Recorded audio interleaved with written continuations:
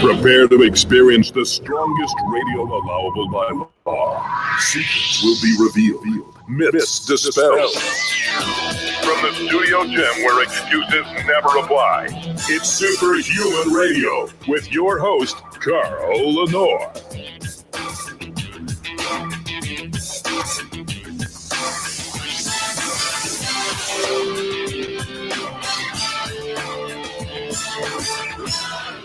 Hey, welcome back to another episode of Superhuman Radio. Today is a really special show. They're all special shows. I know most of you probably think, oh, Carl, everything you do is special. Well, maybe not, but today's show really is special. I'm going to be joined by a guy I am proud to call a friend during the first hour, named Dan Matha. Those of you who've been listening to the show for any length of time, remember Dan used to come on the show regularly and do the Matha Motivation Hour. And he was great. We're going to talk to him, and he's going to be featured in a Muscle Saves Lives episode. You know, I've been talking about how muscle increases health span and lifespan, but that's usually from a metabolic standpoint. But that's been shown in science. But the one thing that hasn't been shown in science is something that I've been talking about for a long time, and that is the sheer mass on your body is protective. And we're going to talk about that today. Then later in the show, we're going to be joined by Shannan Yorton Penna, the gal who invented the Quest protein bar. Now, think about this for a second. Shannan is amazing in the kitchen. She can take decadent desserts, remove all the sugar, and still make them taste great. And that's a talent and an art. And the Quest bar started in her kitchen. She was making them for her personal training clients before her husband, Ron Penna, said, you know, I think we need to do something bigger with these. That's really where Quest started. And then last year, the company was sold for $1 billion.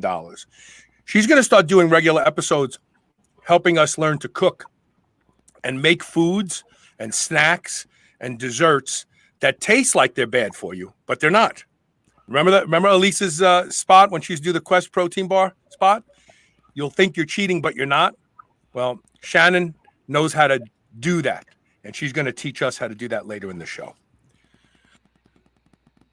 Before we get started, of course, I have to thank my title sponsor, and that's Legendary Foods. Without them, the show would come to a screeching halt, and I say that with all honesty.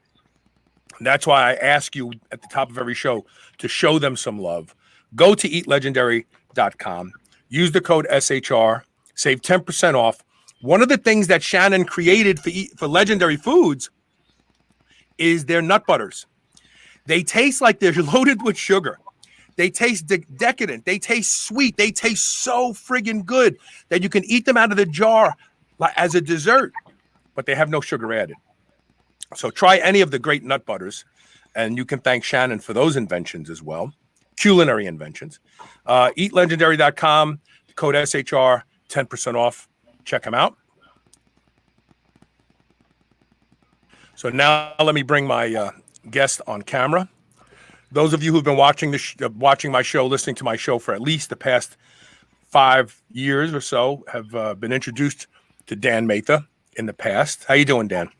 I'm doing great, Carl. It's crazy to think it's been that long already. I know, right? Because you went to Florida with the WWE, but we'll get into that. So first I have to tell people my Dan Matha story. I train at a little gym here in Louisville, Kentucky called Louisville Athletic Club. And there's some hardcore trainers there, but I wouldn't say it's a hardcore gym by any means. And one day I walk into the gym for a normal training routine, and I see this guy standing up at the squat rack.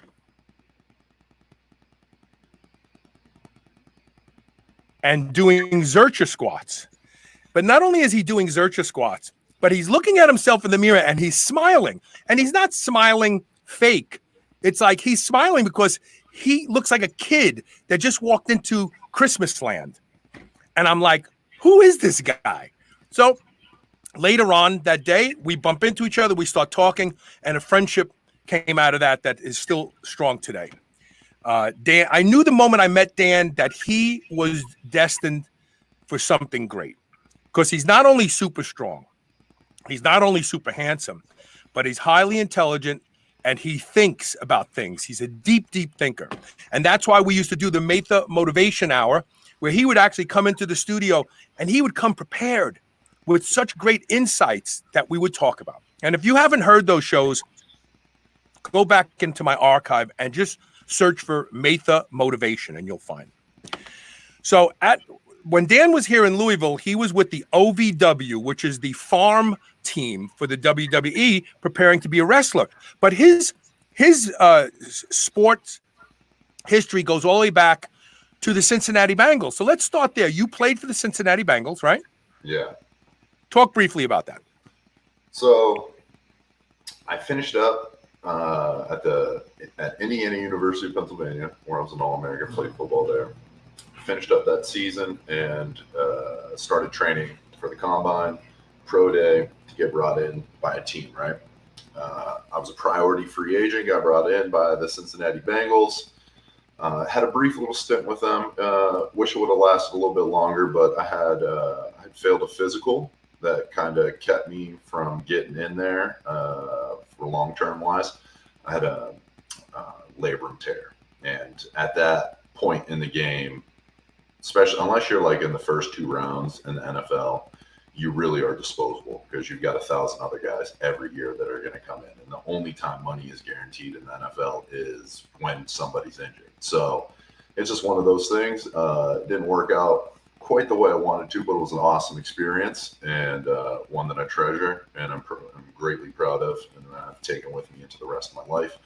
From there, I still thought I wanted to pursue football. You know, I still had the dream. I wanted to get back there. So I went up to Canada, CFL, played with the Montreal Alouettes. And that's really where the wrestling journey began when I was up there, because I didn't realize it at the time, but I was really just chasing a paycheck and kind of chasing. It's almost, I kind of related to when you're in a relationship and you love somebody, but for whatever reason, you guys kind of grow apart. You know, deep down in your heart, like you need to end it, but it's like that emotional attachment is still there and you're just not ready to let go. That's kind of where I was at when I was in Montreal. And I had a dream one night that I left Montreal to start wrestling.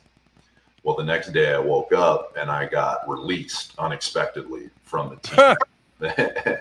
And it kind of blindsided me legitimately. So I was sitting in the airport drinking some airport beers, kind of depressed. Agents calling me, trying to get me on a couple other teams that were looking to bring me in up there. And I kind of just thought that dream kind of came to me. It was just coming over and over. And I just was like, this has got to be a sign. You know, this has got to be a sign. I don't know, you want to call it God, you know, you call it the universe. Yeah, the universe, yeah, whatever. Energy, connectedness. Whatever you're more comfortable with. I'm just like, and when we'll talk about this accident, something kind of similar. I felt the same way, that same presence kind of come over me and almost as if it was teaching me or guiding me. And that's what I felt like was happening. I was like, oh, this is one of those moments in your life where it's like, okay, this chapter was awesome, but it's over and it's time to write the next one. So told my agent, thank you for everything, but I'm moving on with my life. And I made the decision that I was going to start wrestling. So at the time I didn't have any money. I just had spent the last of my money on those airport beers. So I called my grandpa. That was a good investment, right? I needed those airport beers. It was worth going -42 in the account at the time. So right. So I called my grandpa, told him I was in a hard spot, and my grandpa, being the awesome human being that he was like, hey, I got a spot in the basement for you. Kind of went back there, sat in the basement for a week, sulking / researching, and I found OVW. Decided, okay, if I don't know how I'm going to get into the wrestling business, but I think I just need to go to a school, start training. And I knew in my heart that if I could get in front of the right people, everything else would take care of itself. So I found OVW. A couple months later, I ended up moving down there, started training. Sure enough, I was there. I started training there for like 4 or 5 weeks, and I got a call from the WWE right away. And they were like, hey, we got you were here and then out like that quick. Yeah. Yeah, it happened. It was so it was like it was meant to that was meant to happen. Those things were like meant for me to get there to do that, and I knew, right? Like I knew that if I got in front of the right people, everything would take care of itself, and sure enough, it did. And they called me, the person who's in charge of like talent evaluation came and seen me and hit me up and was just like, "Hey, I know it's super short notice, but in 13 days we've got a tryout.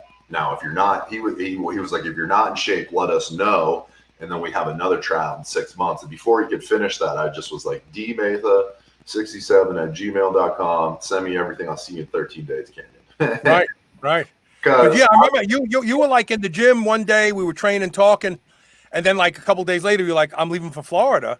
I'm going to go work with the WWE." It wasn't even like you weren't even talking about it up to that point. Like, oh yeah, we know Dan is going to go. It was just like overnight you were gone.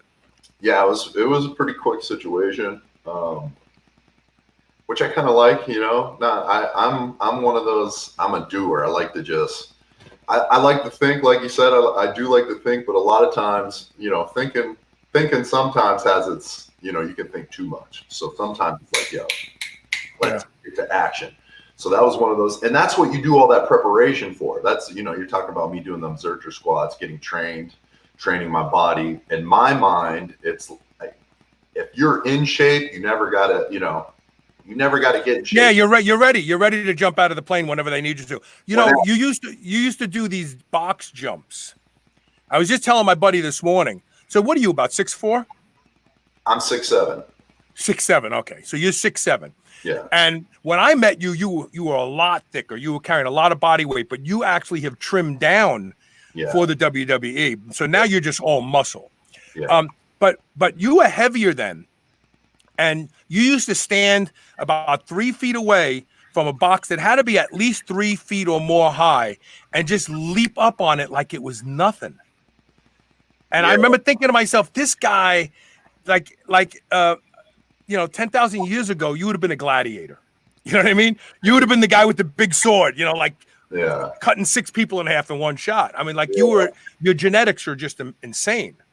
I would have, so that's one of the things, that's true. I always say my ancestors were guys riding horses. You know, we were the weapons of mass destruction before there was guns and bombs and stuff. So, and I did a 23andMe, and my ancestry was quite interesting. I thought I would have, because my grandparents are Italian immigrants. So I thought I was going to have much more Italian in me, but I only had like 15%.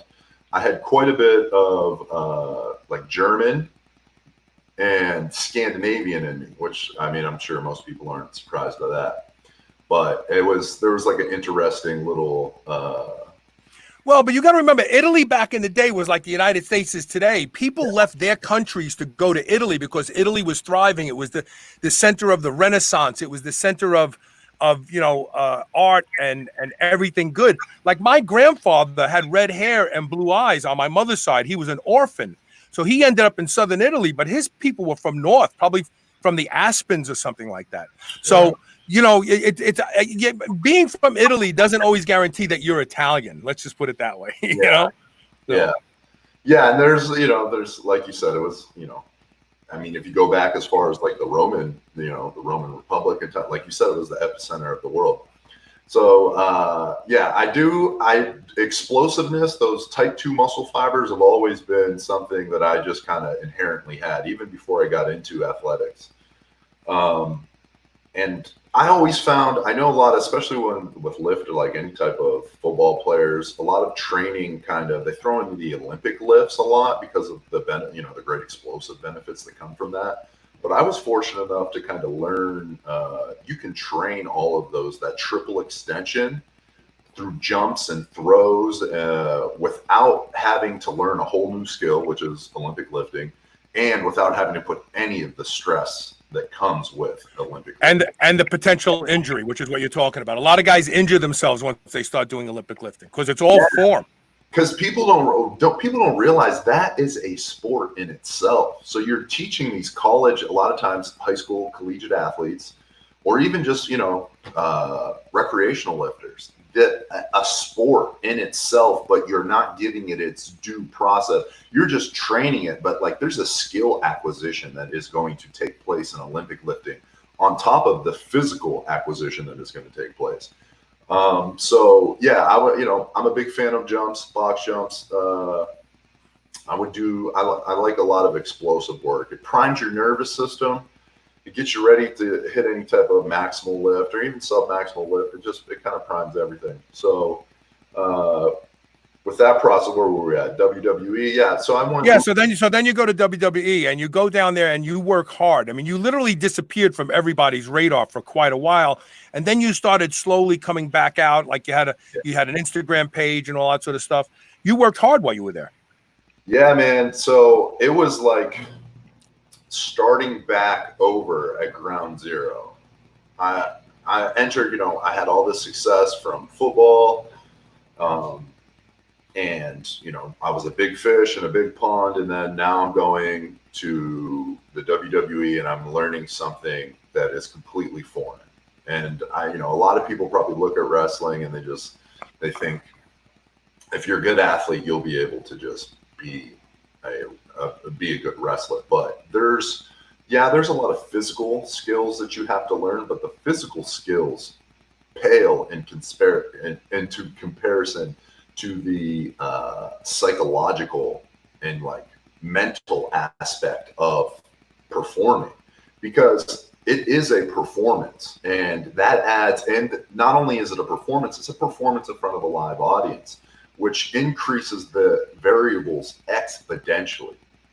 So it is something that takes quite a bit of time to learn. I had to kind of almost bury my head into the sand and just get tunnel visioned on learning a new skill again. And right. They had me down, you're down here in Orlando, Florida at the WWE Performance Center, and just training 6 days a week, 7 days a week sometimes. How many hours a day? When I first got there, I was training so I'd get into the building around 8. My first class would start at 9, and I wouldn't leave there until 8 o'clock at night. So you would be getting there, you'd have a 3-hour ring session, you'd have like an hour and a half in between, you'd hit the gym, then you would hit extra, there was like extra ring sessions that you could get. They were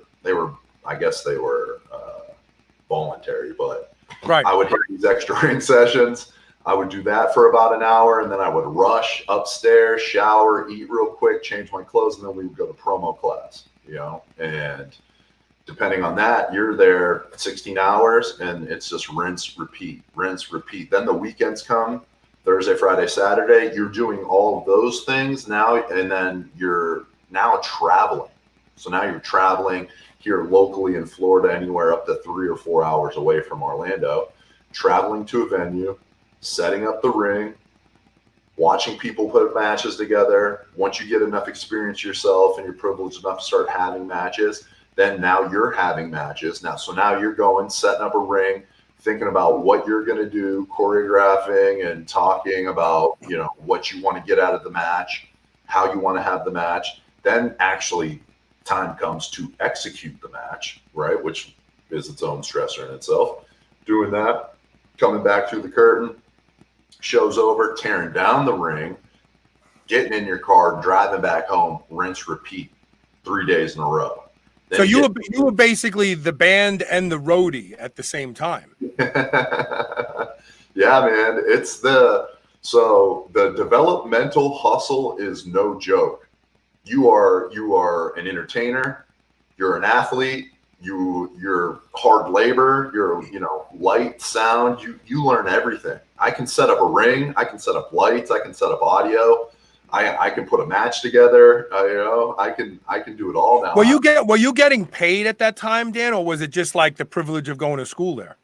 Yeah, no. So they put you. So you were on salary when you're in the developmental program, and you work out that deal out with with the company. Your handler, whatever.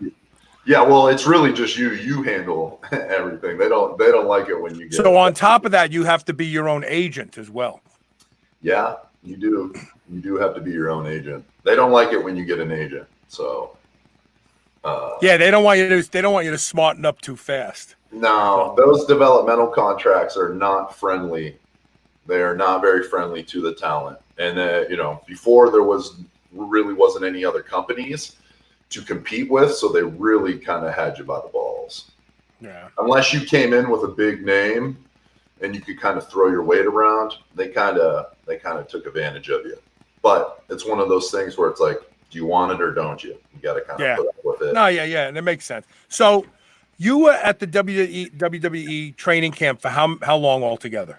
I was there just under 5 years. So I've been wrestling for 6, if you count my time with OVW, till when I left the WWE. But with the WWE, I was there almost 5 years. Okay. And so at that point in time, what wasn't your stage name like Dorian something? Yeah, so they had me actually performing under my real name for quite some time, Dan Matha. And then I joined a group called the Outliers. It was me, another wrestler named Riddick Moss, and Robert Strauss was our manager. And when they put me into that group, they decided for whatever reason they wanted to actually give me a wrestling name. So I came up with the name Dorian Mack. I sent them a list of names, actually. I had a list of names. Dorian was one of them. They liked Dorian, so then I came up with the last name Mack. And so that's what we rolled with. So yeah, I've been performing under the name Dorian Mack. Right. And you've actually, you've been some of your matches had been televised at that point in time, right? Yeah, so I had so I never was on TV. Some of my stuff did get on TV. I was pretty strictly developmental. Now I had some really awesome experiences.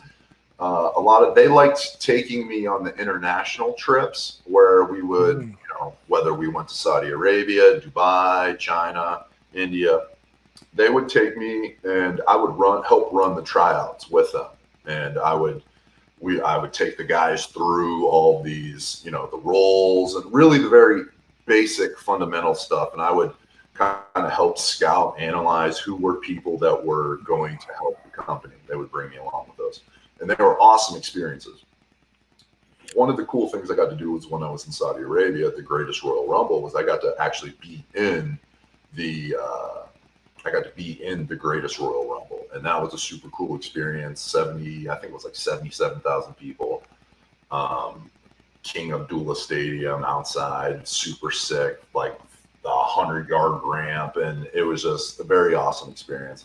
Got to spend 14 days in Saudi Arabia as well, which was unique because I got to be on the ground and actually like talk to people in Saudi Arabia, which was interesting because we have, as Americans, we have our perception of other countries in the world that a lot of times are kind of skewed or manipulated by whatever. Just like they do of us. It's the same thing, right? Yeah, very much so. And so it was cool to be on the ground, and to talk to people and travel the world. And you kind of just realize that people are all the same for the most part. It doesn't matter where you are in the world. We all kind of have the same wants and needs and desires. So that was an awesome experience. But I got some TV time there in that particular incident. So now let's fast forward a little bit. Before we go into this first break, I want to set the stage. So you're basically experiencing a level of success that you wanted. Life is going great. Yeah. You leave the WWE, right? I did leave the WWE, but I didn't leave the WWE until after my car accident. Okay. So, great. So now the car accident comes into the discussion. This is where we're talking about muscle saves lives. Yeah. So where were you going that day? Were you just leaving training? Where were you going? I was actually on my way to pick up I was on my way to pick up end tables for my apartment because I had just started at the time I was just getting ready to start my podcast, The Drop. So I was looking for some cool end tables to kind of accentuate the studio. I actually found a really nice set on Letgo, I think it was, or Facebook Marketplace, one of the two. Mm-hmm. Reached out to this lady. She was about 30 minutes away from my house in Florida. So I drove out there, saw them, picked them up, and then on the way home, that's when the accident occurred. Right. And now, so for the fans that are listening to this, you used to not wear seatbelts, right? Yeah, my mom would always yell at me. People would yell at me. I wasn't a big seatbelt guy. Okay. So you're driving, and what happens? So I'm driving. So I'm heading back to Orlando. This is a rural area in Florida that I'm in. Never been here before, Sorrento, Florida. I'm driving down. It's about 7 p.m. and I'm driving down this long rural road. And there's not any side streets. There's kind of fields everywhere. And I'm approaching this intersection. And as I'm approaching an intersection, like any intersection, I'm starting to slow down, preparing to stop. I get a little bit closer. I don't see a street light. Get a little bit closer. I don't see a stop sign. And then I start thinking to myself, like, that's weird. I don't see a street light or a stop sign. But in Florida, they have these intersections where they only have stop signs for one direction, which are always make me feel kind of leery. I always feel like those are super dangerous. But I was just like, oh, that's what this must be. And so I'm like, that's weird. No stop sign. But I let off the brake and I continue through the intersection. The next thing I remember, I'm waking up on the concrete and I see there's 3 people hovering over me. There's like mangled cars in the distance, an ambulance is rolling up, and there's people everywhere. And so that way, if ambulances are rolling up, you are out for a while. That means, yeah, yeah. However long, I mean, whatever the respawn time it takes for EMTs to show up to a spot is what it was the time that it took me to kind of start realizing or waking up from whatever I was knocked out. Okay, so the EMTs show up. What happens next? Do you try to stand up? Yeah, I actually tried. So when I first came to and saw the people standing over me, I'm just like, what? I was just driving and now I'm on the concrete. Like, what is happening? And this is all very, like, this memory is super blurry to me. So I'm like getting up and I get up and the lady in the middle. Wait. I want to say, I got to emphasize something. You get up. Yeah. Okay, go ahead. So I'm like getting up and the lady in the middle, I don't know.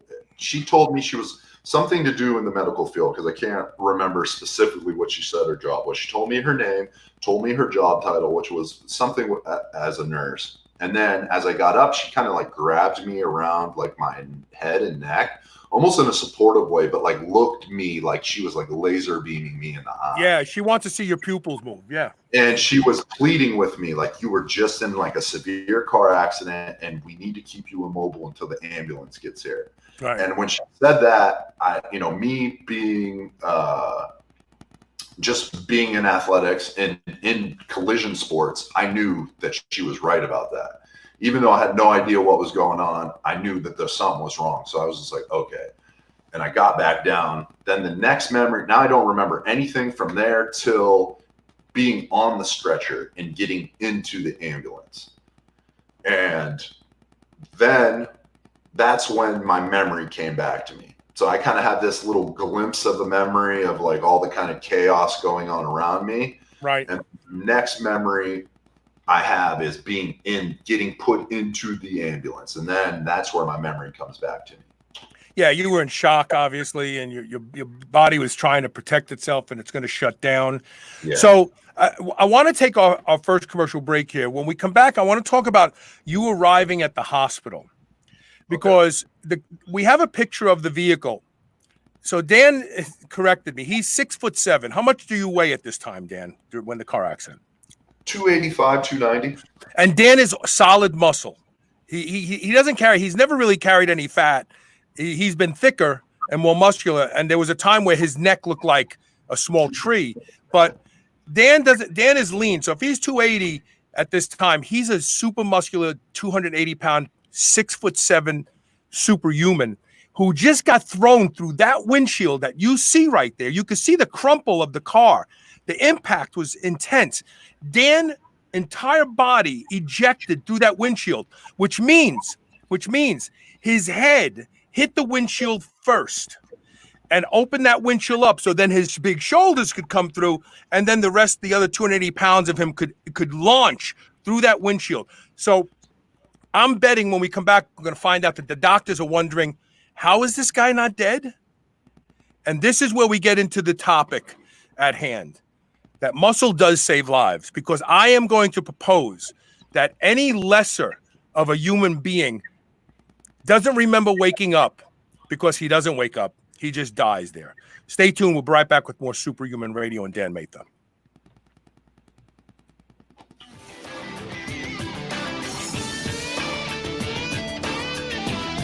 Are you still on the fence about Body Protection Complex BPC Oral from drseeds.com? Listen to Maggie Kuhn, one of the owners of the C-Bus Lifting Company gym in Columbus, Ohio. I had been having some nagging tendon issues that weren't injuries, just things that were annoying. You know, I'm 58 years old, so just older tendon kind of issues. For us powerlifters, you know, we really don't stop training when we have just nagging issues. We just kind of keep pushing through. And I started the BPC. What I noticed was I was doing some heavy tricep stuff that would have killed me before when I had an elbow problem, and I was able to do this with literally no pain at all. Go to drseeds.com, drseeds.com. Use coupon code SHR and save 20% off your bottle of BPC Body Protection Complex today. Quest Nutrition makes bars, cookies, chips, and pizzas out of complete dairy-based proteins. Our products minimize net carbs and sugar without sacrificing taste.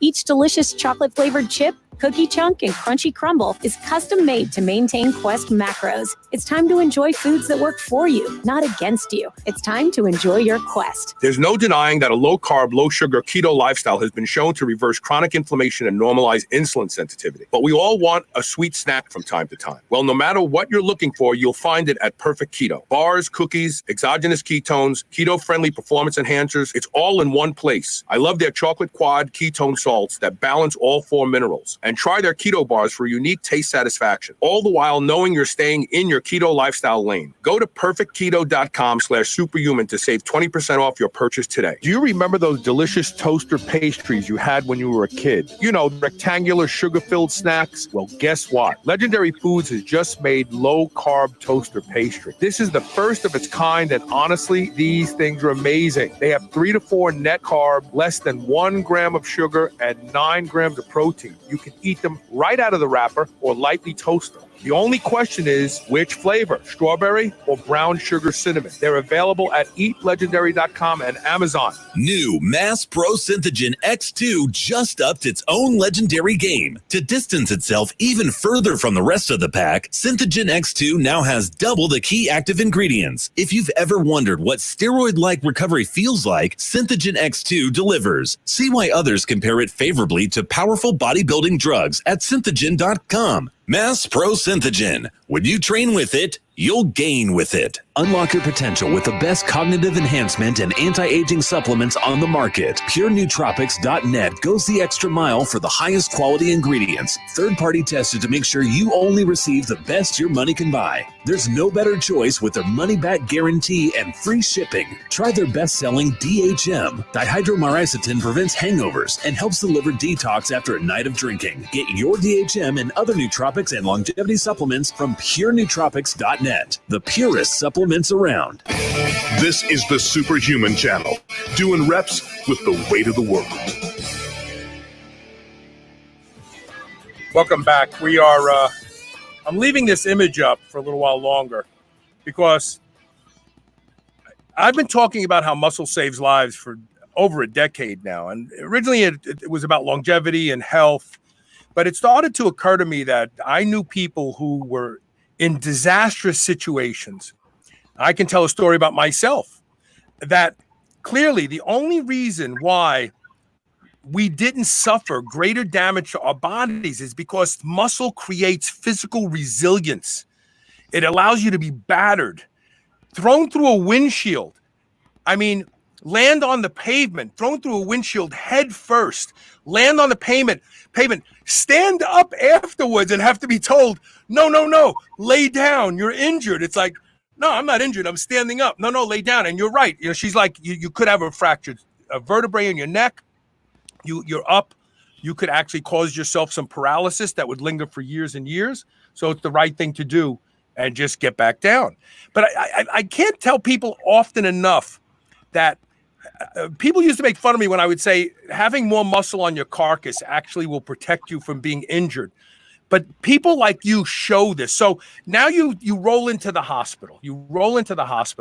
And by the way, we have a comment here, but whoever posted this, your security settings don't allow your Facebook username to come through. So if you wouldn't mind posting your name so we can give you credit and attribute this comment to you.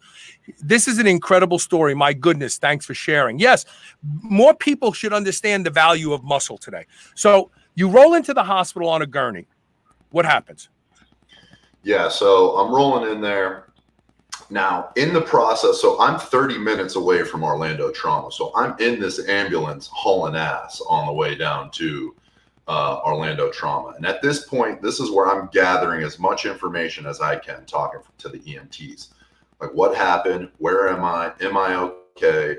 They start telling me what they think is wrong. You know, you were in a car accident. You were injected through the front window. And when they said that, that was the first time that I realized what just took place. Happened. When they said you were ejected through the front window. And I'm now strapped to a gurney. You know, my neck is collared down. My head is strapped down. Right, across the forehead. Yeah, right. So immediately when they said, you know, you were in a car accident, you were ejected, and we're worried that your neck is fractured. You have a broken neck. Immediately, I start moving all my extremities, start moving my fingers, start flexing every single muscle that I possibly can, pecs, back, glutes, hamstrings. I'm just trying to get as deeply connected to all the muscles that I have to just make sure that they're all firing properly. They finally get me there. I get in there. There is a team, like it was like a scene from ER. There was like a team waiting for me. As soon as I get off, they start poking, prodding, asking 100 million questions, running as many tests as they possibly can. Finally, they get me to the CT scanner. We get into the CT scanner. They run a full-length scan of my spine, of my cranium, of my pelvis, and my left elbow, because my left elbow was pretty jacked up. And I get out, I get set into the ER, the ICU room, and I'm waiting there for about 30 minutes until the doctor gets the scans, reads them, and he comes back in and he goes, dude, I don't know who you are or where you're from, but there's nothing wrong with you. I love it.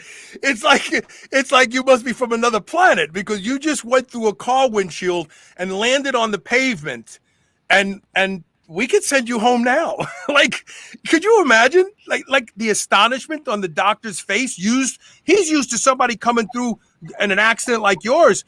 Like, oh yeah, you're going to be paralyzed on the left side of your body for the rest of your life, and you're going to have to get a colostomy bag. And it's like, dude, I don't know who you are or what you're made of. I love it. It's so friggin' great.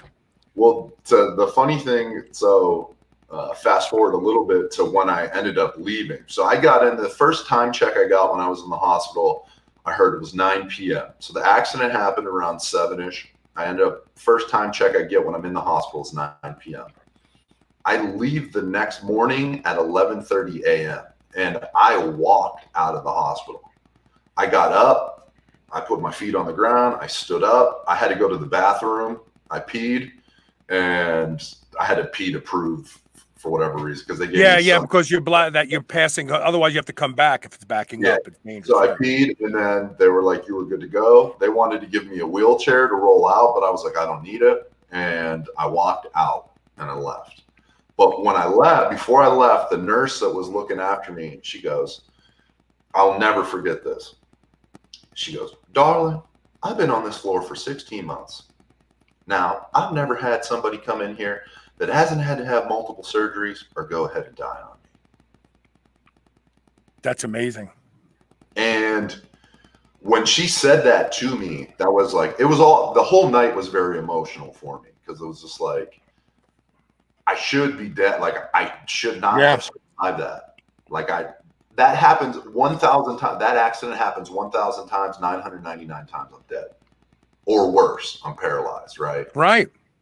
Because in my opinion, there's worse things than death, right? Someone like me, well, anybody, it's just, you know, you lose the ability to move, speak, you know, function as a normal human being. There's worse things than death that could have happened. And 999 times, we're not sitting here talking anymore, Carl.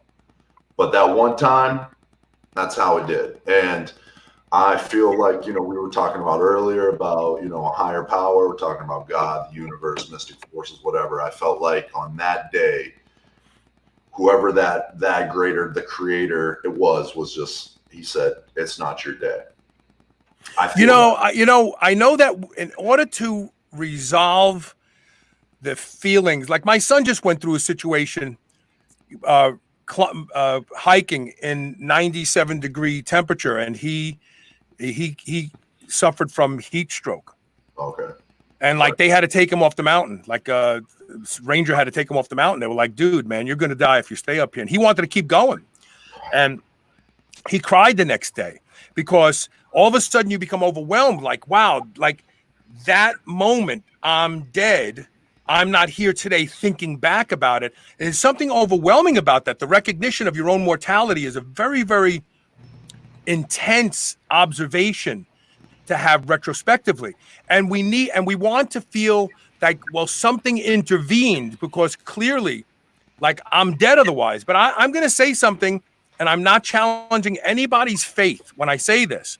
But the only reason you lived is because Dan Matha has done something for decades that the average, normal, non-superhuman doesn't do. And that is you have trained with extreme weight for decades. And your body is resilient. Your body could go through a friggin' wall, and where it would smash everybody else's bones, you'd end up with surface scratches from the sheetrock. So while it's great to say there's a higher power at work here, it's also even better to realize that you had total control and input on your outcome. You did it. So you saved your own life. So without a doubt,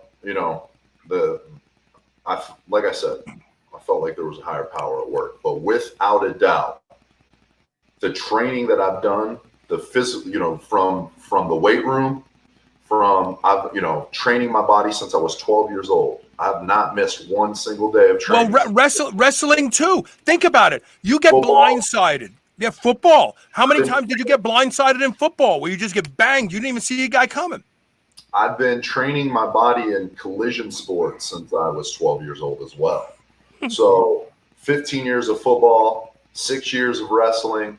My body has been completely conditioned to, and we have the data now that proves offensive linemen, defensive linemen, they're about a yard apart and they collide into each other. But those collisions on average are the equivalent of a 30-mile-per-hour car accident. Now, you can have up to 50, 60, 70, 80 plays in a game where that happens, where you're having those mini car accidents, not including all the hours of practice. In wrestling, anytime you hit the ring, like a bump in the ring, that's what we call anytime you flat back onto the ring. That collision that goes through your body is equivalent to a car accident. I've been training my body to be in car accidents. I've been training my body to be in this, and then through context clues, I realized that when I went through the front window, because I have zero memory of the accident, zero. It was the last thing I remember is this is a weird intersection. The next thing I remember is waking up on the concrete, like, where am I? I have zero recollection of any of the accident. There was no last second, oh shit, swerve, brake, nothing. Don't remember any of that. But what I put together through from everything afterwards, because I have a gnarly gash on the back of my head. So I did have a concussion. I did have to get 5 staples and 12 stitches. And then I had road burn down the left side of my body. Sure. Yeah. Which I've healed at an incredible pace. Like the way I've been able to heal even from those injuries, it far surpasses what I even thought I was going to heal at. And I've had some injuries that I've healed pretty quickly from. It's crazy how quick I recovered from those, which I contribute to taking care of my body since I was 12 years old, training, eating properly, hydrating appropriately as well. I attribute all of that to my ability to not be paralyzed, to not die, and then to have the ability from the little injuries that I did have to recover at a superhuman. I felt like I embodied Wolverine and his healing properties. You know what I mean? And I attribute all that to training. And then the context clues that I was getting to was when I went through the window, all those years of training of being able to control my body, you know, my proprioception, I must have went through the window and turned to like roll, because you see my elbow was jammed and my shoulder was jammed afterwards. It hurt. So what happened was I went to brace myself like this, and just the force was obviously too, 60 mile per hour car accident was just too much for my body.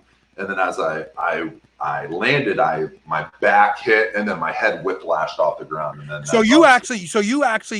when you were midair, instinctively your body went into the roll movement, because you knew, like, I've been here before. This is what you do when you're up in the air coming down.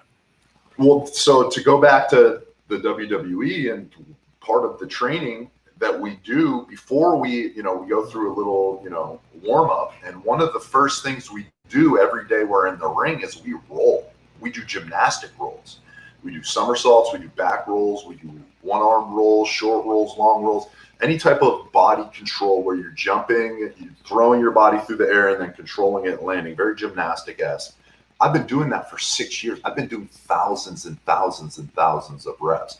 And they do that to train your body so that because sometimes, listen, we're working together for the most part in the WWE. When you're as a wrestler, you're working together, but shit happens. You got two big sweaty dudes. Sometimes you get tired. Sometimes you get put in a weird situation and you're falling in a very disadvantaged situation. So the ability to control your body as well is essential. So just instinctively, I knew without even thinking that I had to like roll to protect my body. And that's what I think that was another proponent into me being landing as safely as possible. Completely agree. Through training my body, that's another aspect of training. That's one of the things that I tell young people, young athletes all the time. They worry about getting strong, explosive, building muscle. And those things are great, but none of those things mean a damn thing if you don't have the ability to control your body as well.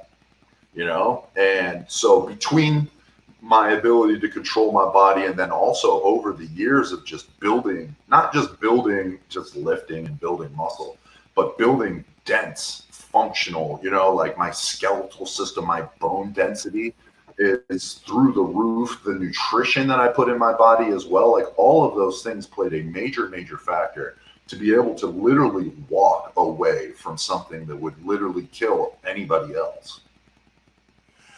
Dan, before we go into the break, I want to tell people that you have a podcast now. Yeah. We kind of mentioned it, alluded to it a couple seconds ago. The podcast is called The Drop. Yes. And it's on YouTube, but very shortly you're going to be starting a Patreon paid program where you actually will give people a challenge kind of thing to help them manifest the best possible physical, mental, spiritual aspects in their life, right? Yeah, man. It actually so that program has a lot to do with just things that I've learned, but it started here on Superhuman Radio with the Matha Motivations. That Matha Motivation segment that we used to do every month back in the day, I started doing little Matha Motivations, about 2-3 minutes worth on my Instagram once I kind of got back into social media. And I didn't realize how impactful they were to people. I just kind of was doing it to just create some content that I was hoping was valuable. But one week I didn't do them. I had something and I just didn't do them. And I had like an outcry from a lot of the people that follow me about, hey, they look forward to it. Yeah, they look forward to it. The Patreon is kind of built after the Matha Motivation. It's a 30-day challenge that is going to help people build habits that are going to help change their emotional state, and then hopefully, whatever their goals are to achieve. And these are all things that I've either gotten from other world-class performers or that I've implemented myself. And I figured during these crazy times with the quarantine where people's habits and schedules have just been shredded to pieces, I just thought, what better time than now to be able to put something out that's going to help people? Because I personally have had to reorganize my schedule because obviously the accident and not working right now, but then also being in the quarantine like everybody else, like my routine has been kind of thrown in the air, and it's just like I had to recenter and regather myself. So these were some of the tools that I used. So that's what I'm putting out there, and building a community too, than just selling a program.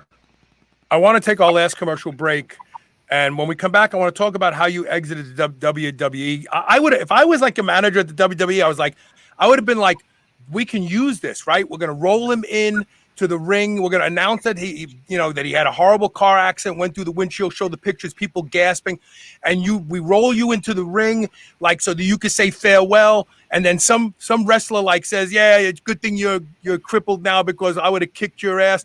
And then you literally break the casts off and you step up and you jump in the ring and you bash him. Like that would have been, that's like, oh my God, the plot thickens. That would have been perfect. I can't believe they didn't use that. I can't believe it. They should have had you. You should have been the booker, Carl. They should have had you writing the story. I'm a Renaissance man. I have a lot of talents. I just got to focus them all. All right, look, we're going to take our last commercial break. When we come back, we'll talk about Dan's exiting the WWE. And, of course, check out his podcast on YouTube, The Drop. And check him out on Patreon. And we'll be right back with more. Don't forget, we're going to be joined by Shannan Penna in just a couple minutes to talk about how to cook decadently tasty desserts and foods without them harming you. Stay tuned.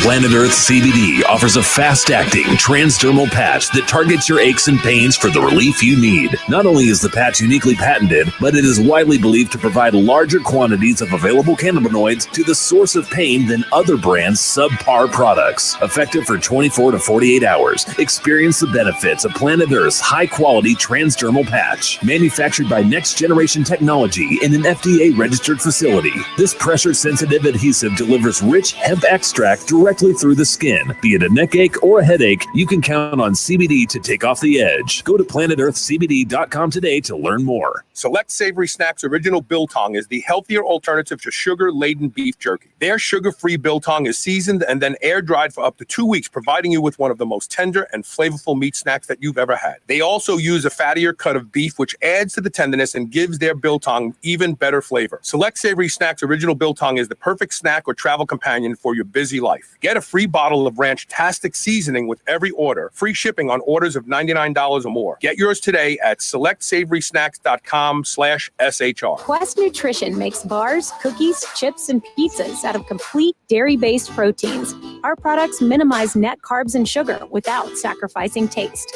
Each delicious chocolate-flavored chip, cookie chunk, and crunchy crumble is custom-made to maintain Quest macros. It's time to enjoy foods that work for you, not against you. It's time to enjoy your Quest. You've heard me talk about the chill pill on the show and how effective it is at helping people who suffer from social anxiety, or sometimes when you just want to take the edge off to a long, stressful day. Well, listen to this story from Dylan Goutreau. Definitely takes anxiety away, which I have a long history of having. Started out at 2 milligrams a day of Xanax. That was at 8 years old. And so I stopped using benzos 3 years ago. Extremely difficult. Yeah, so I spent about 3 years trying to find anything and everything I could that would be healthy for me to help with anxiety. Because I'm talking, full out panic attack. The chill pill was the first thing that I found that actually in the middle of a panic attack I can take, and it definitely subsides. Go to drseeds.com. That's DRSEEDS.com. Use coupon code SHR and save 20% off your first bottle of the chill pill. Check it out. I promise this is one supplement that delivers.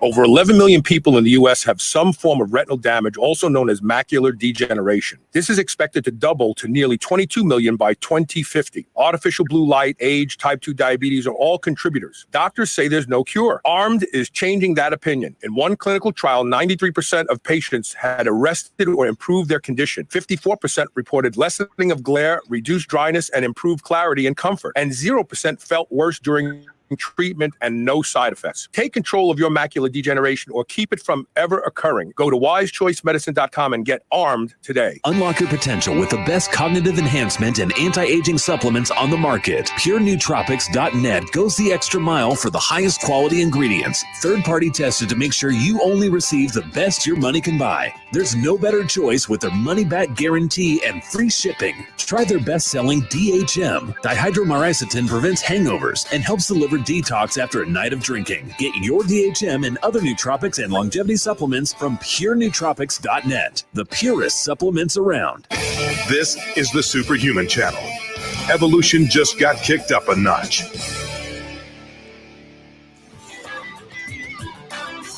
Welcome back. We're talking with Dan Matha, former WWE, former football player, former hard training individual, lifelong athlete who at 6'7" and 280 pounds was thrown through the windshield of his car and walked away unscathed, other than, some stitches he needed on the back of his head. I mean, this is miraculous. And this is why muscle saves lives. It's not just about metabolics when it comes to muscle. It's about the kind of thing that protects you from being physically injured when disaster happens. And it's another worthy reason why people need to get into the gym. I've been saying muscle is metabolic currency. Get into the gym and make a deposit today. But it's more than just metabolic currency.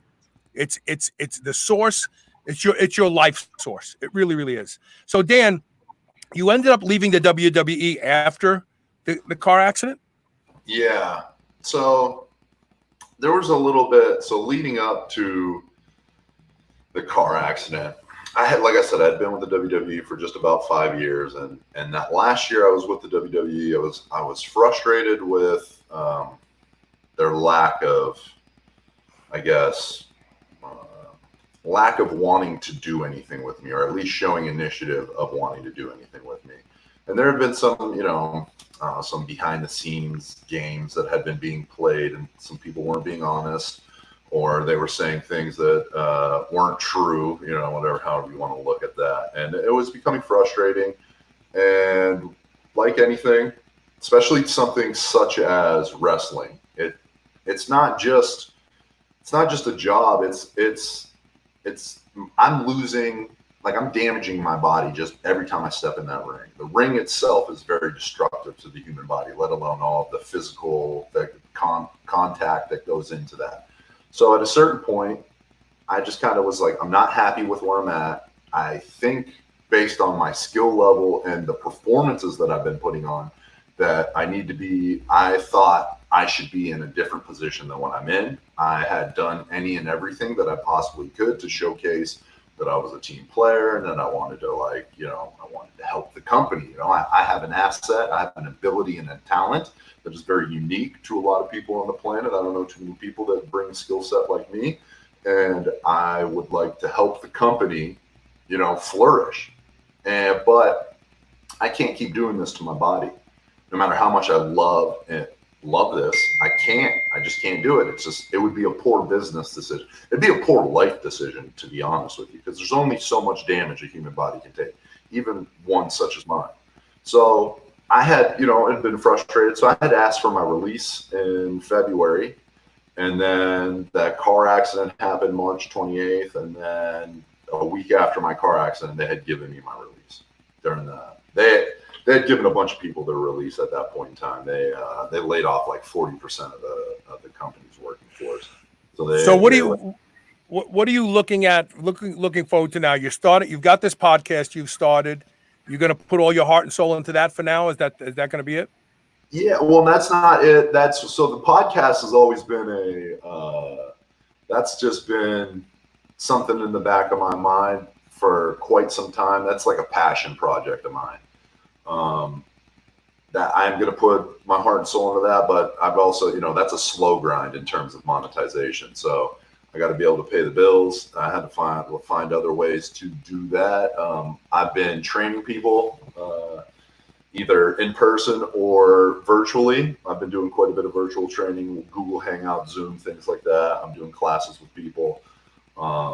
I'm also writing up workout plans for people. I've also, like I said, the Patreon as well. I'm putting together this community, because one of the things that I kind of made me want to kind of move on from the WWE if things weren't going to progress the way I wanted to. So I felt like I've been being very selfish, where it's like everything's been me in my life, and deservingly, like rightfully so. The things that I had to achieve and wanted to achieve, you almost have to be selfish, right?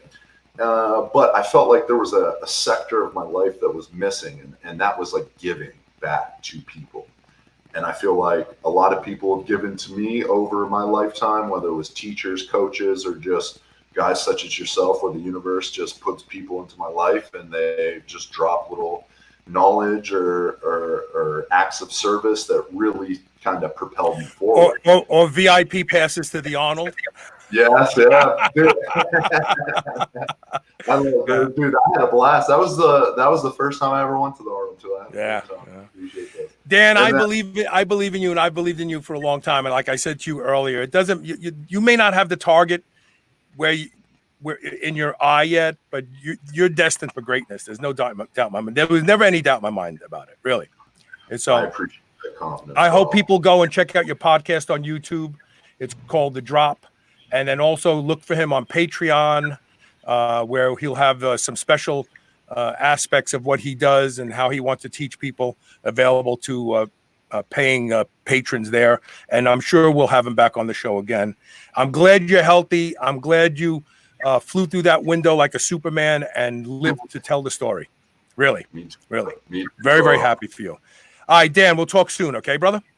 Thanks, my man. Okay. We're going to take one quick commercial break. And when we come back, we're going to do some cooking lessons. Yes, because we all want to eat things that taste good, but quite often the things that taste good aren't good for us. Well, here's a gal who really is an artist when it comes to this kind of stuff.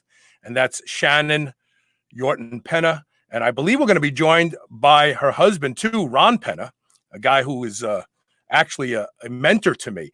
Can you imagine? I'm 62 years old and he's my mentor, and it's true. Stay tuned. We'll be right back with more Superhuman Radio.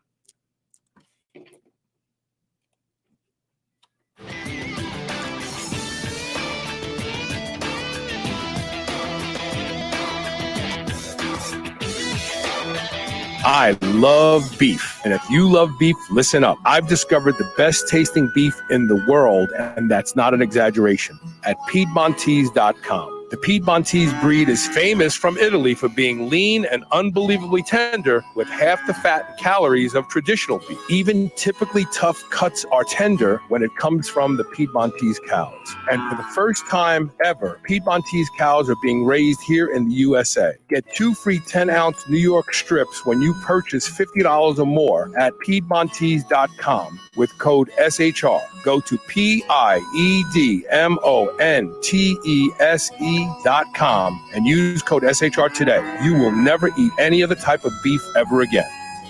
Whether your goal is to build muscle or burn fat, you'll find everything you need at Redcon One. Need help getting a good night's sleep? Try Fade Out, or the most popular pre-workout supplement on the market today, Total War. Sign up for their new Transformation Challenge and win $10,000, or shop for apparel that people at the gym will know that you are serious about your training. Need a testosterone booster that works? Check out Boomstick. Whatever you need, you'll find the best quality supplements on the market at Redcon One. Go to redcon1.com. That's REDCON1.com, or go to superhumanradio.net and click the Redcon One banner ad today. Chronic stress leaves us tired, distracted, and physically vulnerable. Apollo Neuro is here to help you take control. Apollo Neuro is a new wearable that trains your nervous system to be more resilient to stress. Apollo's gentle vibrations use your sense of touch to help you recover from stress, going from fight or flight to rest and digest, so you can relax, get to sleep, focus, and stay healthy. Developed by physicians and neuroscientists, Apollo Neuro has been tested in multiple clinical trials and is proven to improve heart rate variability, the key biometric of stress. Special special offer for friends of Superhuman Radio. Try Apollo Neuro today and get 15% off your purchase at apolloneuro.com/superhuman. That's APOLLONEURO.com/superhuman. Everybody wants to feel better, be healthier and happier. If you don't sweat profusely on a regular basis, you won't feel as good as you could. Studies have shown the power of infrared sauna. Infrared penetrates 1 to 2 inches into the body. It helps those with back pain, fibromyalgia, arthritis, depression, and anxiety. Patients get relief from infrared sauna. The Good Health Sauna has been shown to be an exercise mimetic, conveying many of the same benefits as cardio. There are a lot of reasons people buy a Good Health Sauna, but the bottom line is you will be a much happier, healthier person by using the Good Health Sauna every day. You'll crave it, you'll love it, and it will be the best purchase you have ever made. Good Health Saunas provide commercial-grade saunas for in-home and commercial use, backed by the best lifetime warranty in the industry. Unmatched customer service and the best financing makes owning one easy and will fit any budget. Go to goodhealthsauna.com/superhumanradio to learn more and save 25% off. If there is one mineral you should be worried about not getting enough of, it's magnesium. Magnesium is the body's master mineral, powering over 300 critical reactions, including detoxification, fat metabolism, energy, and even digestion is influenced by the presence of magnesium. That's why I'm so excited to tell you about a new magnesium product I've been taking now called Magnesium Breakthrough. It's the ultimate magnesium supplement, easily the best I've ever seen or experienced. With all 7 forms of magnesium, I was able to arrange an amazing deal for my audience, and I guarantee it's the best deal available on this product. Seriously, with volume discounts combined with our custom 10% coupon code SHR10, you can save up to 40% off select packages of Magnesium Breakthrough. And I promise that this deal is only available on this specific website, magbreakthrough.com/SHR. You won't find that deal on Amazon or even on the company's own website. Go to magbreakthrough.com/SHR and use code SHR10 to save up to 40% off select packages of Magnesium Breakthrough. Do you remember those delicious toaster pastries you had when you were a kid? You know, the rectangular sugar-filled snacks? Well, guess what? Legendary Foods has just made low-carb toaster pastry. This is the first of its kind, and honestly, these things are amazing. They have 3 to 4 net carb, less than 1 gram of sugar, and 9 grams of protein. You can eat them right out of the wrapper or lightly toast them. The only question is, which flavor, strawberry or brown sugar cinnamon? They're available at eatlegendary.com and Amazon. Spit that out right now. This is the Superhuman Channel. Welcome back. This is so cool. So I'm being joined by Shannan and Ron Penna. How you guys doing? Let me get your audio set up. How are you? Good. How are you? Perfect. There we go. Hi, Ron. How are you? Doing well. Good. And who do we have there? Is that Fiji? That's Maui. Maui. Okay. I can't see her. Oh, now I see her head. She just picked, when you said Maui, she picked up her head. Yeah. Okay. I want to thank you for joining today. I wanted to do this for a long time. In fact, I think, one time I texted you a year or two ago and said, why aren't you on the cooking channel? Because we need people who have your skills on the cooking channel, because all they show on there are foods that lead to chronic disease. But more importantly, it's not just that you are so skilled in the kitchen, but I don't think I'm lying when I say that your protein bar led to what would become a $1 billion company, and that's Quest Nutrition. I mean, you were, for people who missed that first interview, you were making the Quest bar and selling them to your personal training clients. And Ron, you were like, this bar is just too good to keep to ourselves. We need to do something with it. Is that the Reader's Digest version of what happened? Pretty much, yeah. Okay. So it's nice to learn. I'm a big proponent. I always say, if I want to learn to play the piano, I want to learn from a concert pianist, not from somebody who's just moderately better than me. And so if we really want to learn how to cook and bake and make things that really aren't innately good for us because of all the sugar and the garbage in them, but then have been modified to be healthy, you really are the best at that, in my humble opinion. I'm saying that. I'm not asking you that question. I appreciate that. And I've watched you. Oh, yeah. And I watched it. I remember one day I was fortunate enough to train with Ron one morning. And after that, we walked into the kitchen and you made us this dish with eggs and tortilla chips. And And it was amazing. And you did it like this. And the next thing I know, you're cleaning up the pan. And I'm like, this looks like I just got served at a restaurant. I mean, she makes it look effortless, right, Ron? She does. Okay. Sure. So we're going to start to share your recipes with the audience. And in fact, this entire recipe will be both available on the Superhuman Radio website in today's show, as well as a link out to Shannan's Instagram page where you can learn even more recipes that she makes. And this particular recipe is for a cinnamon bun or cinnamon roll, whatever you want to call it, that really does taste so much like the really bad ones for you that you get at the mall, but it's really good for you. So just kind of real quickly go through the recipe, the ingredients in it first, because I think there's a shocking ingredient here that people will not see coming. Okay. So, we'll start with that. The shocking ingredient is mozzarella cheese. Most people wouldn't think putting mozzarella cheese or cheese of any kind into a dessert, but I'm not the one who came up with this. This isn't, my idea. It's my morph on a recipe, but there's something out there called fathead pizzas or fathead dough, and people make pizzas out of it. It came along in the whole low carb keto recipe world, and I just kind of morphed it and used ingredients I want to use. So I tend to use mascarpone cheese a lot, ricotta cheese in a lot of my recipes, not just this one. You can use cottage cheese if you want to bump up your protein. It's all kind of what you want to do. You just have to be willing to play. And me being someone who likes to play with food and ingredients, it's a fun thing to do and see what you come up with. So these cinnamon rolls are your basic cinnamon roll cream cheese type thing. I've done pecan version. I've done fruit versions with some berries and stuff inside. So it's almost more of like what we call like the strawberry cheesecake cinnamon roll. So you can play with it and make it what you want. But the basic dough recipe is almond flour, mozzarella cheese, and cream cheese. That's your base. That's really all that's there. The mozzarella cheese, when you melt it down, allows for that elasticity. It gives you more of a dough-like consistency. So when you bake it, it firms up, but it gives you that stretch.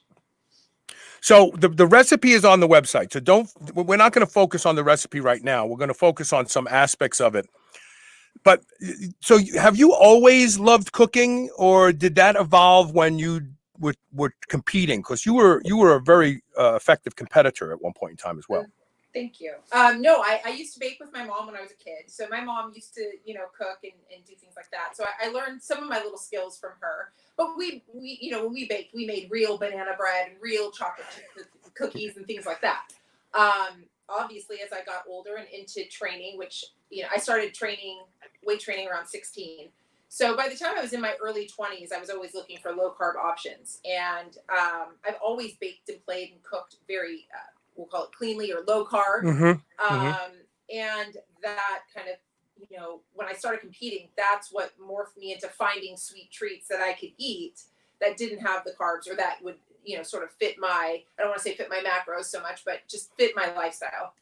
And that's what led me into making protein bar. I used to love the idea of protein bar, food on the go, quick, easy. When I was a personal trainer, I used to eat protein bars in between clients because it was just easy. It was hard to get a whole meal. And protein bars were just so full of carbs and sugar and things like that. So, and sugar, alcohols, all the stuff like you tend to not either want to eat or they upset you or whatever it is. So that's what took me into that, making Quest bars. So, and the Quest story is a very interesting story because, like I said earlier, you were making these bars for your clients. Ron, when you were eating these Quest bars, did you think to yourself, people would love these, we need to do something on a bigger scale? Or was it just like, did it just kind of organically get bigger and bigger? No, well, I mean, one of the things we always have to be careful of is we've been eating low carb so long, we've learned not to totally trust our taste buds. So I had a software company at the time, and I was taking her bars in to guys that were, they were eating Doritos, they were drinking, regular Mountain Dew and Snickers bars. And the next day I went back and they were like, can we get some more of those? And I remember the guy saying it to me, and I'm thinking, that's a disconnect here. These guys, and I'm looking around at just tons of, junk food wrappers. Yeah. And I brought more in and they ate them all. And that's when it really said, you know what, this actually may go beyond just the weird freaks that eat, really clean diets. And that was really the genesis of it. And I always wanted to be in the nutrition business, but I always tended to think about supplements. But food really is, if you want to change somebody so that their mother can't even recognize them, you're going to do that through food. And supplements will be a supplement to that. So that was really the genesis of the idea. When I realized regular people wanted to eat it, I knew there was a pretty big market. Yeah, no, and actually, I had a Quest bar right before the show, and they're amazing. They still are to this day a delicious bar, and you don't feel bad eating them. And that's the key. It's the guilt. I often wonder, like when you eat something and you feel guilty while you're eating it, if it actually changes the way you metabolize it. So I'm sure somebody will find out that that's true. So.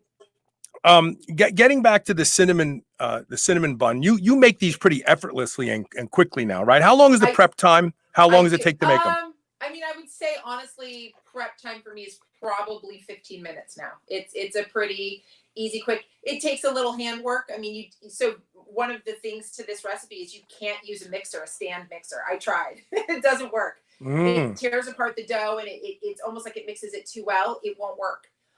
So you have to do it by hand. So you have to get a little dirty in there, but it gets pretty quick. I mean, you grab your few ingredients, you mix and go, and you lay it out on your, parchment paper or whatever, roll it out, fill your filling, roll it on up, cut it, bake it. It's not that hard once you get it down. So, Ron, is this one of your favorites that she makes? Yes, yeah, I've been eating it for probably 4 years maybe, and I remember in the early days it was really an almond meal type product, and now it's morphed to this mozzarella cheese. And what's weird is the mozzarella basically is a replacement for gluten, because gluten is a protein, but it gives it that stretchiness. And what's great about these is the crust is crispy. So like if you get one on your plate, it smells, like a cinnamon roll.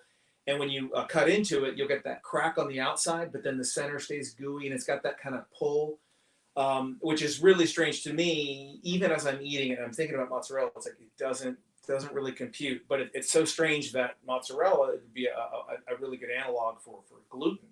They look totally different, but that really is the trick to making this, like, you can feed it to your guests, and if you don't say anything, that's really the best test. And kids are the best. They're almost impossible to fool. Kids know right away. Yeah. And if you were to put side by side, would a kid pick the real cinnamon roll, the carb filled one? I'm almost certain. Probably, yeah. But we've given it to other people, and the common quote is, "Why would I eat the real thing?"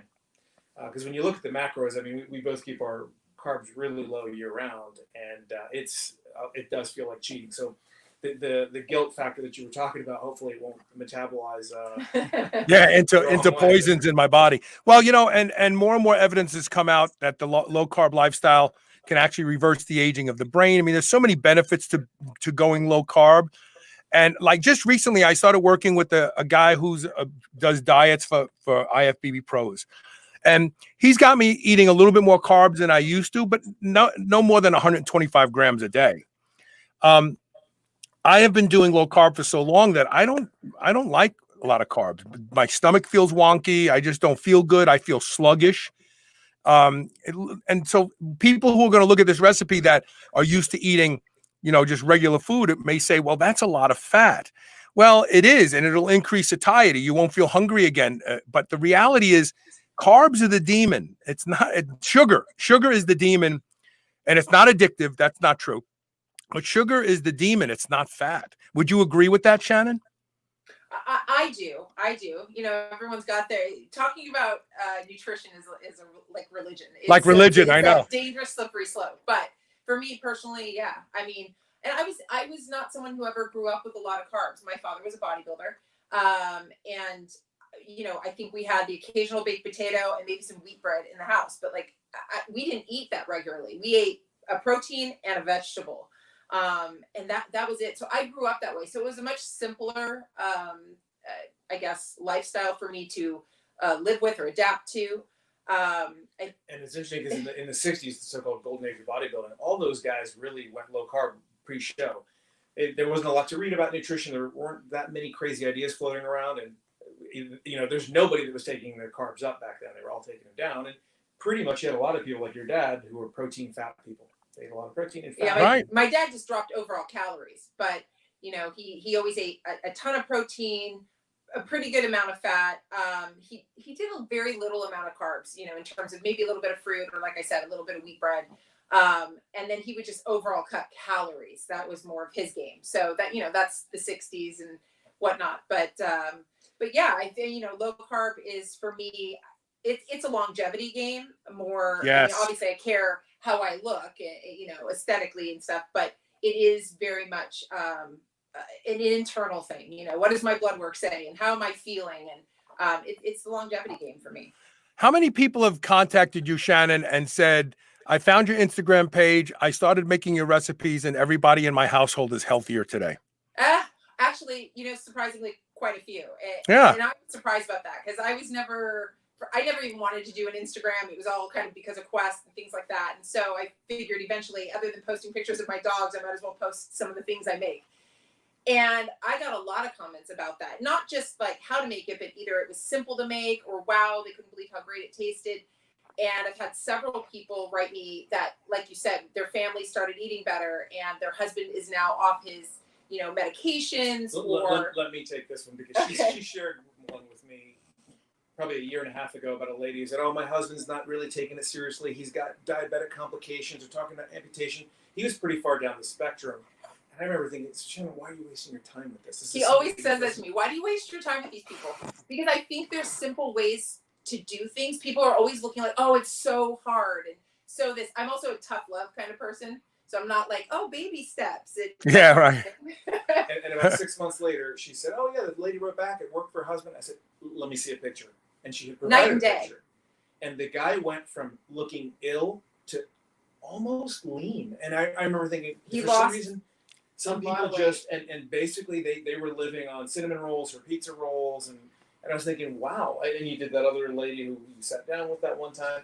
One of the things I always tell people is find healthier snacks that you like that your family will like. So whether that's the Quest chips and Quest cookies and the Legendary Foods, you know, tasty pastries, whatever it is that works for you, get rid of all the other stuff in your house and only have that. Then they don't have options.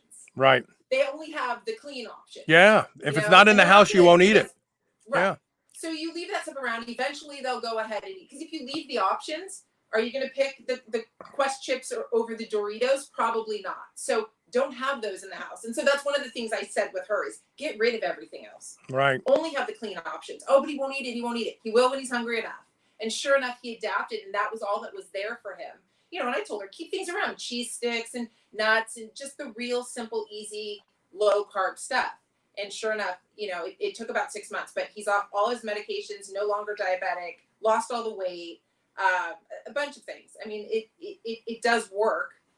So, you know, you stick with it. You know, people can use the manipulation approach. I generally wouldn't think it would work, but yeah, they just start tricking everybody, and then they're eating all this stuff all the time, and it changes. I mean, it's nice if people are agreeable to it, but some people are absolutely, you know, they're like, no, I'm not eating. I had a guy contact me through the show about 4 years ago through a friend's wife, and he's a very powerful attorney, and he had several segments of his intestines removed because he had rheumatoid arthritis, but he also had like IBS and these other things going on.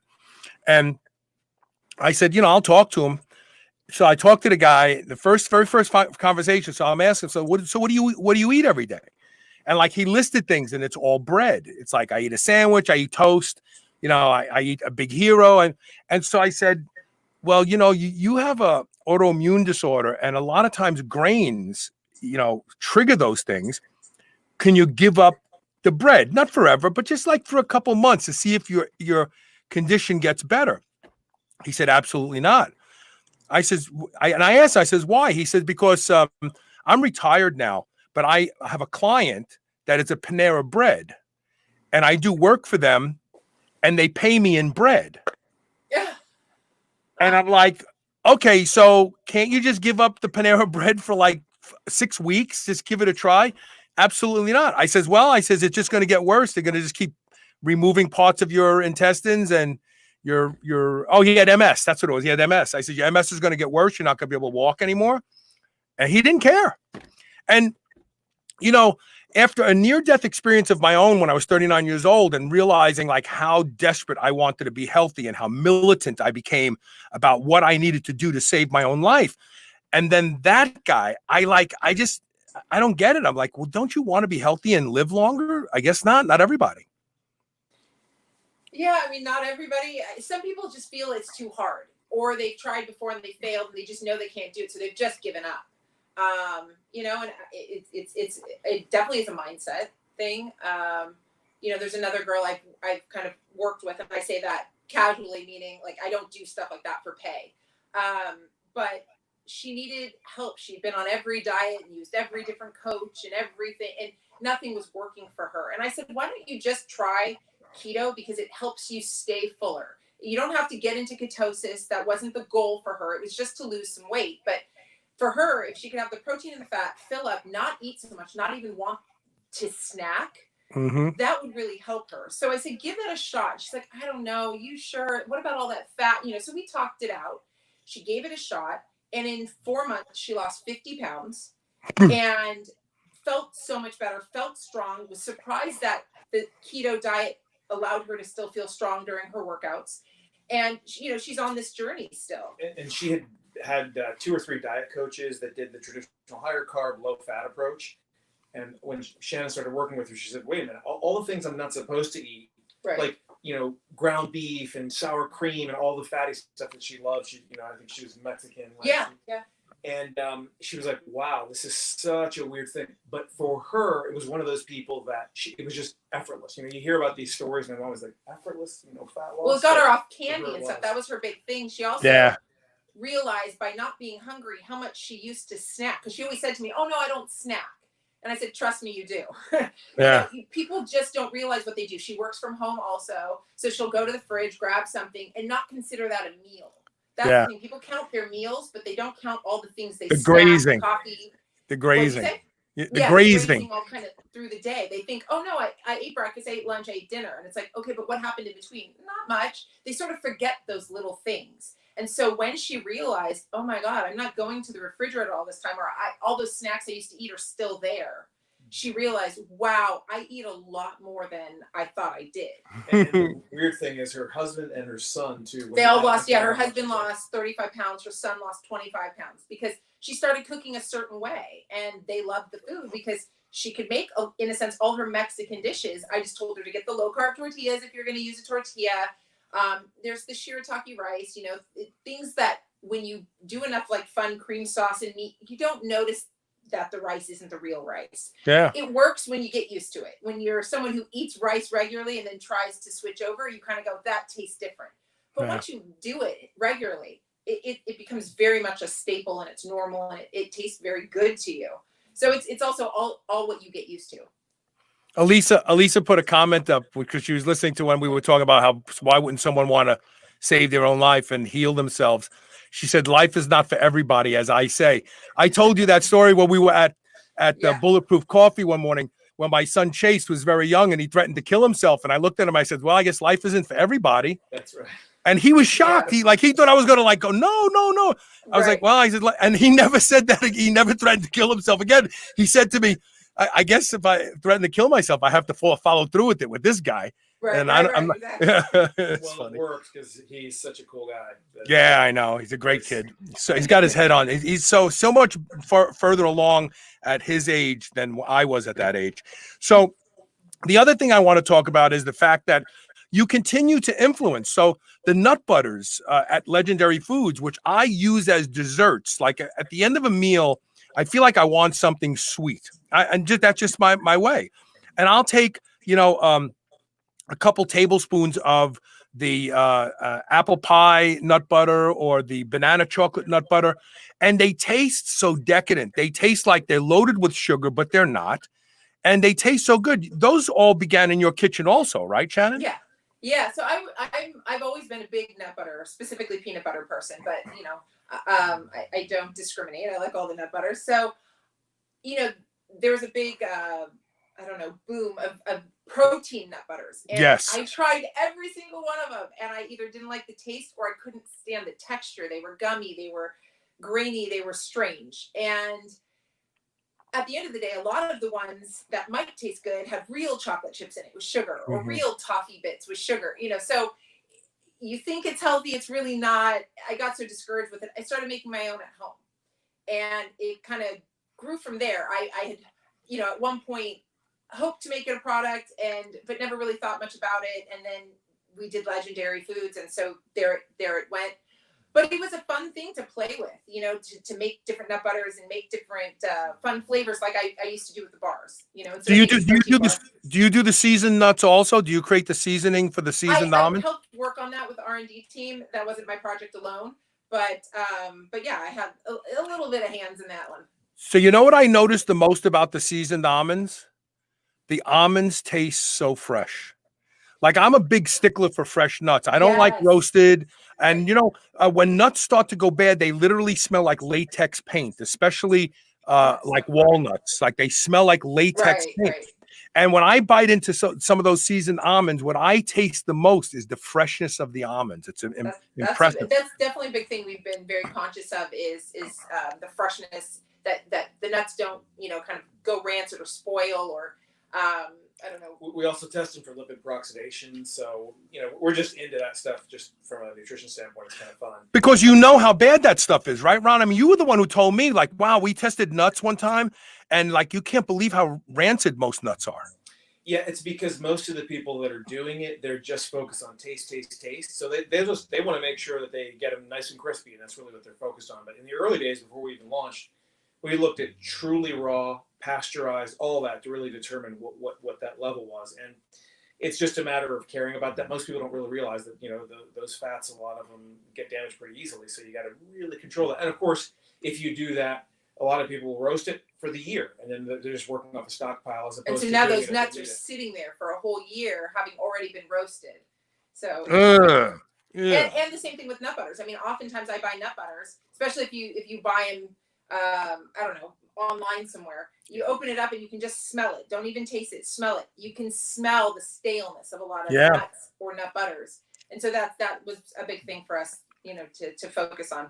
So when I asked Shannan to do this show, I immediately attributed the tasty pastry to her. I'm like, oh, I'm sure that the tasty pastry evolved from something you were working on. And she says, no, that was completely wrong. In fact, I didn't think adults would even want to eat a Pop-Tart. I didn't grow up with Pop-Tarts. I wasn't really allowed junk food when I was a kid. I got, on Friday nights, I got like my root beer or diet or regular Dr. Pepper and peanut butter cups. That was the only treat I was allowed. I couldn't have sugared cereal. My dad thought all that stuff was junk. So he was right. I didn't grow up with those things. Yeah, right. And I've had a Pop-Tart like when I was a kid at a friend's house, and I just thought, why eat this? Like that is not my kind of dessert. I'm a cheesecake girl. I'm an ice cream girl. That's more my thing. Rich. Yeah, rich. So Pop-Tarts to me were just not of any interest. So when Ron first brought it up to me and was saying, like, I want you to start working on this, I thought, why? Why would I don't even like them. How can I make something I don't even like? That's a hard one for me. So it was a hard thing. We have other people in the R&D team, so he got another guy on the project and he started working on that. But yeah, I mean, I like them now because I actually think our dough, to me, tastes better than a real Pop-Tart dough. Yes, it does. A real Pop-Tart dough. I find it like it's like I don't even know what it's like. White. It's flour. bland. Yes, it's bland. It's bland. In fact, it's obviously when you eat them raw, you can tell the difference. So a real Pop-Tart tastes like raw dough that just doesn't have a lot of moisture in it, and it breaks up. It's like a dry cracker. Yeah. Cookie. I don't know. So I'm not in. It's not my thing. But anyway, I obviously did help with taste testing and stuff like that, and I was really, really pleasantly surprised. I was pretty surprised for sure. When will we see? Yeah, I eat them on a regular basis now. When will we see a new flavor in the in the tasty pastry? That's all him. Well, probably by October. Okay. We've got 3 new ones coming out. We've worked on 8 or 9 of them, but there's 3 winners that are really going to come out, and some other changes that I think will excite people too. Excellent. Looking forward to it. So they're selling so hot, selling so fast that you for a while there you couldn't even keep them in inventory. I'm sure the inventory problem is not an issue any longer. No, we've really worked hard on making sure. Now they're also available at Vitamin Shop, and they're starting to go into retailers. So you can't really make a misstep there. So we have much more capacity now, and it was we were expecting big things, but it did take us a little by surprise. And it's amazing how when people find something they like, the whole word of mouth thing, it really explodes. Social media probably adds some fire to that, but there's a lot of behind the scenes talking that really launches these things. Yeah, no, they're so good. I love them so much, and I'm very cautious, to try to get any sometimes because I know that they run out really fast. I'm anxious to hear about the new flavors. When will you start to let us know what the new flavors will be? Well, as soon as it's really locked and the nutritionals are in there, it's one of those things. We're an R&D focused company. We're always tweaking, and even when something's launched, whatever you're eating, it's 3 versions behind the reality of what we're doing in the R&D kitchen. So it's just a matter of making that right base where it cracks a certain level, and you never know how that insight's going to happen. It could be a breakthrough today. It might have already happened this morning, or it still might take a few more weeks. That's why I say October. 60 days prior to us launching it, though, we'll kind of know. Okay. Shannan, why do we not see pistachio-based nut butters? It's funny. There have been some basic ones out there where they've done like pistachio and vanilla, or maybe they've done one more for cooking, like they do nut butters for cooking with like a Thai chili or whatever. Mm-hmm. But yeah, pistachio is a really strong flavor and you can't overcome it. So you either have to blend and work with it or overcome it. So part of it is with peanut butter. That's why you see peanut butter with chocolate chips, peanut butter with toffee. It's more additions. You can't, overtake that peanut butter taste. Almond butter is one of those that you can kind of throw a bunch of flavorings and things into it and kind of cover it. So it's just a really strong flavor. I would love to, in the future, do a macadamia butter. I had some hopes for macadamia pecan, definitely in the keto world there. Mm-hmm. Some other fun flavors. So we'll see what comes down that. I know we're very focused on tasty pastries and stuff. So, but yeah, pistachio is just a tough one. I want to try. I love pistachios. Being Italian, spumoni ice cream, the green ice cream with pistachio, and I love pistachios. I make pistachio cannolis around Christmas delicious. Time. I love them, and I use Dumante. Dumante is a pistachio liqueur from Italy, and I actually mix that in with the ricotta cheese, so it has that liqueur flavor in it too. It's really good. For those of you who don't know this, and how you would not know this, I don't know. Legendary Foods is the title sponsor. They make this show possible. Without Legendary Foods, this show would come to a halt, even with the other sponsors. And that's why at the beginning of every show, I say, go to eatlegendary.com, use code SHR10 and get 10% off. SHR, get 10% off your entire order. The nut butters are unbelievable. They go so fast in my house. In fact, the other night, Elisa and we watch 1 hour of TV at night, and it's usually something we recorded that we're interested in. We like to watch historic stuff. We're watching George Washington right now. And I remember Lisa said to me, if your tongue was longer, you could just stick it in there. I was working that, trying to get, up underneath the rim and trying to get the little bit. Yeah, it's just that those nut butters are unbelievable. I love them so much, and they satisfy my sweet tooth, and I don't feel bad about eating them. So they're fantastic. Awesome. People should check them out. So we're going to have you back on periodically to introduce new recipes to the audience. The audience can go to your Instagram page. So everything is on the Super Radio website for today's show. You'll find the recipe. You'll find a link to Shannan's Instagram page where you can explore other recipes and follow her there as well. And then eventually we're going to get Ron on, because I want to talk nutrition with Ron, one of the most brilliant people when it comes to nutrition. I learned so many things from him that I say on this show, and I always try to attribute to you.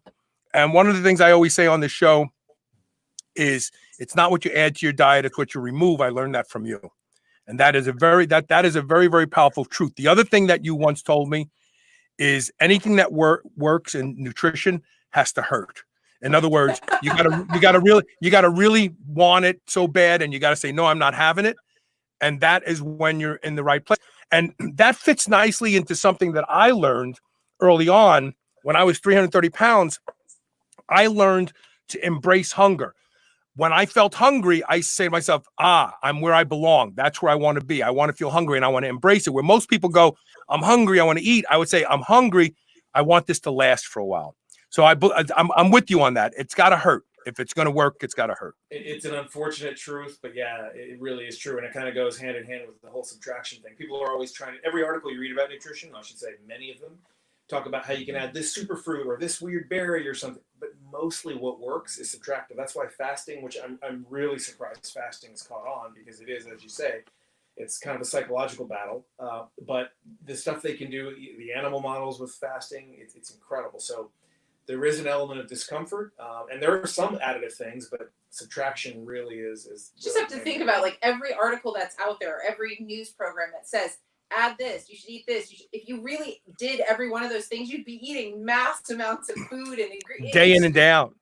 So it's like, then people start going, which one do I do? You know. And it's totally unintuitive, but eating cinnamon rolls or tasty pastries, basically what you're doing is you're removing carbohydrate and sugar, even though you're eating something. So even there, it's really subtractive where the magic is. It's not so much that there's something magical in the properties the of that cinnamon replacement factor. Roll. Yeah, it's that you're getting rid of something out of your diet. Well, we're going to try to make the cinnamon rolls this week, Elisa and I. And we'll post them on Facebook and Instagram, and hopefully they'll come out. Do you know them? I don't think the macros were actually on the recipe. I'll send those to you so you guys can put those up. Yeah, I think I want to add that. We have those. I want to add that just so because people want to know. They want to know. Yeah, absolutely, for sure. I want to thank you so much for being here. I did see the little puppy. Where's the little puppy?